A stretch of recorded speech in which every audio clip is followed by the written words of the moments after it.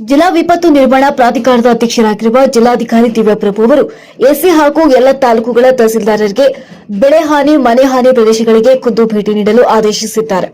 ಅದರಂತೆ ಧಾರವಾಡ ಉಪವಿಭಾಗಾಧಿಕಾರಿ ಎಲ್ಲ ತಾಲೂಕಿನ ತಹಸೀಲ್ದಾರರು ಬೆಳೆ ಮತ್ತು ಮನೆ ಹಾನಿಯ ವಿವಿಧ ಪ್ರದೇಶಗಳಿಗೆ ಭೇಟಿ ನೀಡಿ ಪರಿಶೀಲಿಸಿದ್ದಾರೆ. ಬೆಳೆ ಹಾನಿ ಜಂಟಿ ಸಮೀಕ್ಷೆ ಸ್ಥಳಗಳಿಗೆ ಭೇಟಿ ನೀಡಿ ಪರಿಶೀಲಿಸಿ ತ್ವರಿತವಾಗಿ ಸಮೀಕ್ಷೆ ಕಾರ್ಯ ಪೂರ್ಣಗೊಳಿಸಿ ವರದಿ ನೀಡುವಂತೆ ಅವರು ಕೃಷಿ ತೋಟಗಾರಿಕೆ ಇಲಾಖೆ ಅಧಿಕಾರಿಗಳಿಗೆ ಸಮೀಕ್ಷಾ ತಂಡಗಳಿಗೆ ಸೂಚಿಸಿದ್ದಾರೆ. ಧಾರವಾಡ, ಕಲಘಟಗಿ, ಅಳ್ನಾವರ, ಕಲಘಟಗಿ, ನವಲಗುಂದ, ಕುಂದಗೋಳ, ಹುಬ್ಬಳ್ಳಿ ತಾಲೂಕಿನಲ್ಲಿ ಬೆಳೆ ಹಾನಿ ಸಮೀಕ್ಷೆ ತ್ವರಿತವಾಗಿ ಮಾಡಲು ಅಗತ್ಯ ಕ್ರಮ ವಹಿಸಲಾಗಿದೆ. ನಿರಂತರ ಮಳೆಯಿಂದಾಗಿ ಪೂರ್ವ ಮುಂಗಾರು ಬಿತ್ತನೆಯಿಂದ ಕೊಳಲಿಗೆ ಬಂದಿದ್ದ ಹೆಸರು, ಉದ್ದು, ಬೇಳೆ ಹಾನಿಯಾಗುತ್ತಿದೆ. ಬೆಳೆ ವಿಮೆ ಮಾಡಿದ ರೈತರಿಗೆ ನಿಗದಿತ ಅವಧಿಯಲ್ಲಿ ಹಾನಿ ಕುರಿತು ಅಗತ್ಯ ದಾಖಲೆಗಳೊಂದಿಗೆ ಪರಿಹಾರಕ್ಕಾಗಿ ಅರ್ಜಿ ಸಲ್ಲಿಸಲು ತಿಳಿಸಲಾಗಿದೆ.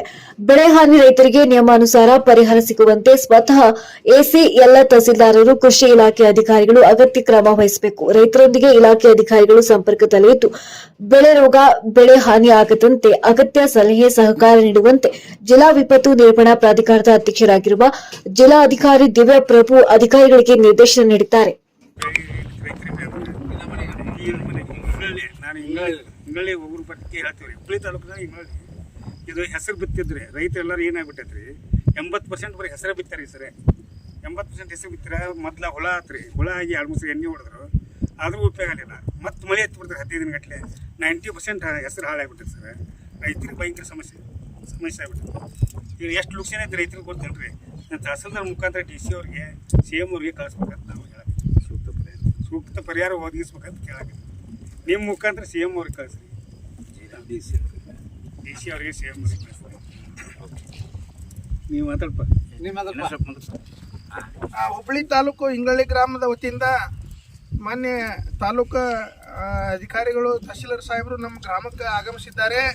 ಆದರೆ ನಮ್ಮ ಗ್ರಾಮದಲ್ಲಿ 80-90% ಹೆಸರು ಹಾಕಿದ್ದಾರೆ ಅಷ್ಟು ರೈತರು.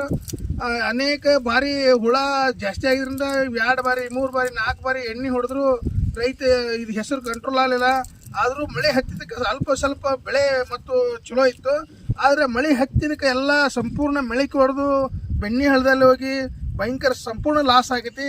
ಅದಕ್ಕೆ ಮಾನ್ಯ ತಹಶೀಲ್ದಾರ್ ಸಾಹೇಬ್ರ ಮುಖಾಂತರ ಜಿಲ್ಲಾಧಿಕಾರಿಗೆ ಮತ್ತು ಕರ್ನಾಟಕ ಮುಖ್ಯಮಂತ್ರಿಗಳಿಗೆ ಮತ್ತು ಜಿಲ್ಲಾ ಉಸ್ತುವಾರಿ ಮಂತ್ರಿಗಳಿಗೆ ಮನವಿ ಸಲ್ಲಿಸಬೇಕಂತಂದು ನಾವು ಬೇಡ್ಕೊಳ್ತೀವಿ.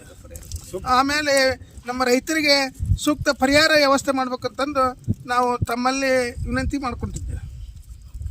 ಆಯ್ತು.